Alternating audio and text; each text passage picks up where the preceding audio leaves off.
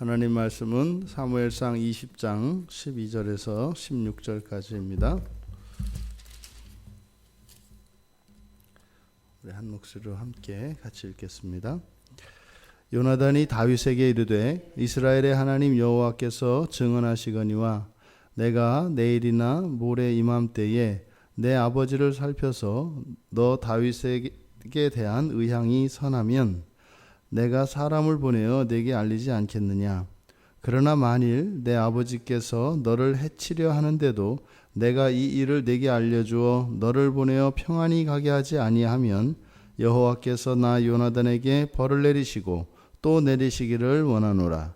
여호와께서 내 아버지와 함께 하신 것 같이 너와 함께 하시기를 원하노니 너는 내가 사는 날 동안에 여호와의 인자하심을 내게 베풀어서 나를 죽지 않게 할 뿐 아니라 여호와께서 너 다윗의 대적들을 지면에서 다 끊어버리신 때에도 너는 내 인자함을 내 집에서 영원히 끊어버리지 말라 하고 이에 요나단이 다윗의 집과 언약하기를 여호와께서는 다윗의 대적들을 치실지어다 하니라. 아멘.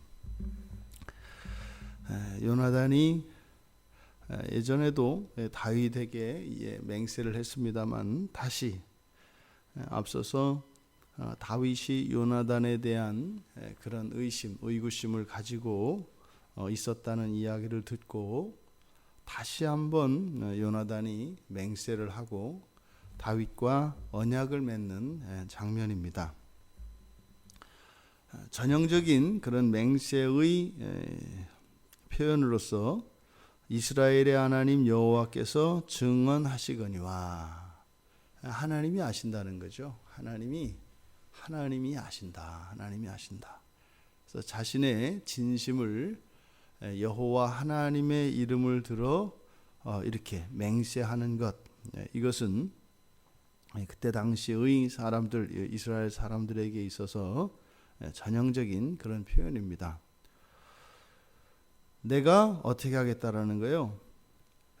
이제 가족 식사를 하게 되면, 그러니까 이제 사울과 요나단을 비롯한 그 가족들이 이제 한 달에 한 번 모이는 그 가족 모임에서 아버지 사울하고 같이 식사를 하고 나서 그때 아버지 사울의 의향이 어떠한가 하는 것을 반드시 알려주겠다. 그것이 다윗을 해하려 하는 마음을 가지고 있든 또 그렇지 않든 나는 반드시 너에게 그것을 알려주겠다. 만약에 사울이 다윗을 죽이려고 하는 그런 의향이 있음에도 불구하고 내가 너한테 알려주지 않는다면 그런 일은 없겠지만 만약에 그렇다면 내가 여호와께로부터 벌을 받겠다. 이렇게 두 번이나 강조해서 이야기를 합니다. 그래서 여호와의 이름을 들어 자신의 마음을 표현하고 또 다시 만약에 그렇지 않을 경우에 나에게 저주를 내리시기를 바란다라고 함으로써 지금 다윗에게 약속하고 있는 이 요나단의 맹세가 한치의 거짓도 없으며 또 어떠한 방해나 어떠한 변수에 의해서도 바뀌지 않을 것, 이것을 분명히 하고 있습니다. 그리고 나서 이제 마치 다윗이 장차 이스라엘의 왕이 된 것처럼 바로 여호와께서 내 아버지와 함께 하신 것 같이 너와 함께 하시기를 원한다. 이 말은 요나단은 이미 다윗이 이스라엘의 왕이 될 것이라고 하는 그 믿음을 가지고 있습니다. 그러니까 이것이 내 아버지와 함께 하신 것 같이라고 하는 것이 바로 이스라엘의 왕통을 이야기합니다. 지금 현실의 상황으로 보면은 사울의 뒤를 이어 왕이 될 것은 요나단 자신입니다. 그런데 그 왕위가 너에게 물려지기를 바란다. 너희가 왕이 될 것을 믿는다. 이렇게 이야기를 합니다. 그러니까 요나단이 다윗에게 이야기하지 않을 수 없는 그 이유를 세 가지로 나누어서 말하는 거예요.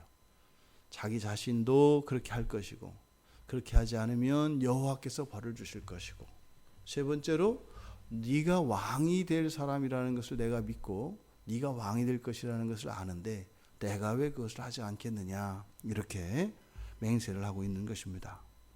그리고 나서 이제 오히려 요나단이 다윗에게 요구를 합니다. 14절부터 요나단의 요구가 들어가는데, 첫째는 여호와의 인자하심이 내게 베풀어 나를 죽지하지 않게 하기를 원한다. 무슨 말이에요? 그러니까 내가 사는 날 동안에 네가 나를 어떻게 해라? 나의 생명을 보장해라. 실제로 지금 요나단이 하고 있는 행동은 만약에 사울에게 발각되었을 경우에 목숨을 잃을 수도 있습니다. 우리가 앞서 살펴보았습니다만 다윗을 죽이기 위해서 자기 딸들을 막 그렇게 이용하는 그 사울의 성정을 보았을 때 요나단으로서는 충분히 예상할 수 있었던 그런 내용입니다. 그러니까요, 너는 나를 지켜라 라고 하는 요구를 합니다. 그런데 이때 그냥 나를 살려줘라 하는데 그냥 하지 않고, 내가 사는 날 동안에 여호와의 인자하심을 베풀어라. 그 인자하심은요, 헤세드라고 그랬지 않습니까? 그러니까 여호와께서 나에게 주신 이 언약의 복들을 내가 누릴 수 있도록 네가 나를 지켜라. 지금 이 여기에 언약이라고 하는 언약과 관련되어진 내용들로 가득 차 있습니다. 그리고 나서 그 다음, 그럴 뿐만 아니라 이제 여호와께서 너 다윗의 대적들을 지면에서 다 끊어버리신 때, 이게 무슨 말이겠어요? 왕이 되었을 때죠. 네가 왕이 되었을 때. 그리고 이제는 내 인자함을, 앞에서는 여호와의 인자함을 나 개인에게, 그리고 여기에서는 너의 인자함을 내 집에. 그래서 네가 왕이 되었을 때도 우리 집을 네가 지켜라, 보존해라 라고 이야기를 합니다. 이렇게 하고 나서 요나단이 이제 다윗의 집과 언약하기를, 지금 요나단이 다윗에게 맹세를 하고 있는 장면인데, 이 언약의 주체는 다윗과 요나단입니다만 이 언약의 결국은 내 집과 너의 집, 다시 말해 가문 대 가문의 언약으로 이어지고 있는 것을 보게 됩니다. 이게 신앙의 원리죠. 우리가 하나님과 언약을 맺게 되면 그것은 나를 비롯한 나의 집안이 함께 들어오게 됩니다. 그 언약 안에 들어오게 됩니다. 그것이 우리들이 유아 세례를 주는 이유라고 말씀을 드렸죠. 그래서 부모들의 신앙이 있으면 그것이 자녀들에게 그 신앙이 물려지는 것으로, 그렇게 성경에서는 우리들에게 가르침을 줍니다. 하지만 그것이 곧 무조건 부모의 신앙으로 말미암아 자녀가 그 신앙 안에 들어와 있는 것을, 그것이 확정되는 것은 아니죠. 그것은 누구에 의해서요? 자신의 참여로 그것이 그 언약 안에 스스로 들어오게 됩니다. 그러니까 그 언약은 부모에게서 자녀에게로 이어집니다만, 그런데요, 그 운명적으로 그러면 그 언약 안에 있어야 되느냐, 떠날 수 없느냐? 그렇지 않습니다. 떠날 수 있습니다. 언약 안에 들어왔다 하더라도, 그러니까 이스라엘 공동체 안에 들어왔다 할지라도 그것을 거부하고 나갈 수 있다, 이 말입니다. 이 말은 그럼 우리의 구원이 오락가락 한다는 겁니까? 이것과 별개의 이야기입니다. 이 언약이 우리에게 계승되어집니다만 그 언약이 완전히 성취되어지는 것에 전혀 각 개인의 책임이 없는 것은 아니다. 각 개인의 의사가 분명히 반영된다라고 하는 것입니다. 또 그것이 나의 의지, 나의 의사로만 되어지는 것도 아니다. 하나님께서 먼저 그 기회를 우리에게 주셔야 하는 것이다. 이것이 예정이죠. 지금 다윗과 요나단 사이에 이제 서로의 안전을, 서로의 생명을 보존해주는 언약을 맺습니다. 이렇게 되니까 뒤에 가면 다윗이 사울을 왜 죽이지 않고 계속 살려두는지 그 이유를 아시겠죠. 바로 요나단과 다윗이 맺었던 그 언약 때문에 다윗은 이 요나단 집안의 어느 누구도 그렇게 죽일 수 없습니다. 마찬가지로 요나단도 다윗뿐만 아니라 다윗 집안의 어느 누구도 죽일 수 없습니다. 언약 안에 있기 때문입니다. 만약에 두 개인 사이에 이 언약이 깨어진다면 그것은 이 언약 자체가 여호와 앞에서 이루어진 것이기 때문에 그러면 여호와의 언약도 사라지게 됩니다. 그러니까 우리 성도들의 이러한 관계는 하나님과의 관계의 연장으로서 이것이 따로 구별된 것이 아니라 서로 한 통으로 되어 있습니다. 그러니까요, 우리가 서로 사랑한다면 여호와 하나님도 우리를 사랑하시게 될 것이고, 여호와 하나님이 우리를 사랑하신다면 우리도 서로 사랑하게 될 것입니다. 그 사랑이 그 사랑으로 다 연결되어 있다 이 말입니다. 그러니까 하나님은 나를 구원하시고 나를 사랑하셨는데 나는 내 이웃을 사랑하지 않고 내 이웃을 구원하지 않는다. 그런 일은 없다는 겁니다. 그렇게 되는 게 아닙니다. 내가 정말로 하나님의 구원 안에 있고 그 하나님의 사랑 안에 있다면 나 또한 그 하나님을 따라 그렇게 살아가게 되어 있다는 것을 이야기하는 것입니다. 요나단과 다윗 사이에 맺는 이 개인적인 약속, 이것을 사무엘은 언약의 연장이라고 설명하고 있습니다. 여기에 보면 여호와의 인자하심이라고 하는 이 언약의 결과에 대한 이 인자함이 나오고 또 15절에 끊어버린다라고 하는 이야기 나오지 않습니까? 끊어버리다라고 하는 이 단어가 사실은 언약을 맺는다라고 하는 단어와 같은 단어입니다. 언약을 맺다 할 때 끊어버린다, 할례하는 것은 무엇이에요? 피부를 잘라버리는 거죠. 이게 끊어버리다라고 하는 단어입니다. 그래서 지금 여기에서 요나단이 또 다윗이 요나단과 서로 언약을 맺는 이 장면에 여호와 하나님께서도 함께 하시다라고 하는 것을 사무엘은 강조하고 있는 것입니다. 우리의 일상이 그렇습니다. 우리 그리스도인들의 이런 개인적인 삶과 이런 관계는 하나님이 함께 하시고 그 하나님과의 관계의 연장입니다. 그러니까요, 우리 그리스도인들을 보고 기독교를 판단하고 우리 그리스도인들의 삶을 보고 하나님이 어떠한 것일까 하는 것을 세상 사람들이 알게 되어 있습니다.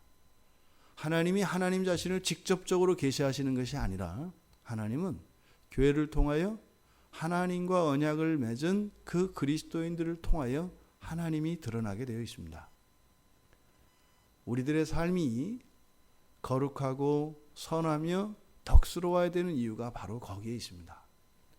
이 세상 사람들은 바로 우리 그리스도인들을 통하여 하나님의 영광을 보기 때문입니다. 그래서 예수님께서 우리가 이 세상의 빛이라고 이야기하는 것입니다. 빛이라고 하는 의미는 어둠을 밝힌다고 하는 의미도 있습니다만 그 빛은 하나님의 영광을 또한 나타내기 때문에 우리들이 하나님의 얼굴이다, 우리들이 하나님의 형상이다 라고 말씀을 하신 것이죠. 결코 우리들의 어떤 사적 관계도 우리의 신앙과 무관한 것은 없습니다. 우리들 개인 사이에 일어나는 모든 이런 관계가 곧 하나님과 나 개인 사이에 일어나는 그 관계의 연장이고 확장이라고 하는 것을 오늘 본문 말씀을 통하여 우리가 알 수 있습니다. 우리가 하나님과 어떠한 관계를 맺고 있을까요?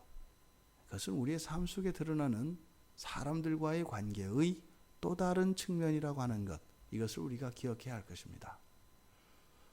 또 하나님과 평화하지 못하며 사람들과 평화하고 있다면 그것은 반쪽의 평화일 것입니다. 또한 사람들과 평화하지 않으며 하나님과 평화할 수 있다고 하는 이것 또한 반쪽의 평화입니다. 요나단과 다윗이 맺는 이 언약이 온전한 언약이기 위해서는 하나님과의 그 언약이 온전한 것이어야 합니다. 그것이 아니었을 때 아무리 어떤 관계 안에서 맺어진 이 언약은 다 헛된 것이고 부질없는 것이며 언제 사라질지 모르는 것입니다. 우리들의 마음속에 예수 그리스도 안에서 확정되어진 불변한 이 새 언약의 그 가치와 기쁨이 어떠한 것인지 먼저 우리들의 마음속에 누려져야 합니다. 그리고 그것을 붙들고 우리가 이 세상의 모든 사람들과 이 사랑의 관계를 맺는데 주저함이 없이 또 의심 없이 그렇게 하나님의 우리에 대한 그 사랑을 확장시켜 나갈 수 있는 또 안전의 이유가 오직 여호와께 있는 그런 은혜가 우리 모두에게 주어지기를 주님의 이름으로 축원합니다. 하나님, 요나단과 다윗 사이에 다시 이루어지는 이 언약의 장면을 통해서 저희들의 인생의 모든 것이 예수 그리스도 안에서 이루어진 새 언약에 있음을 다시 한번 깨닫게 되었습니다.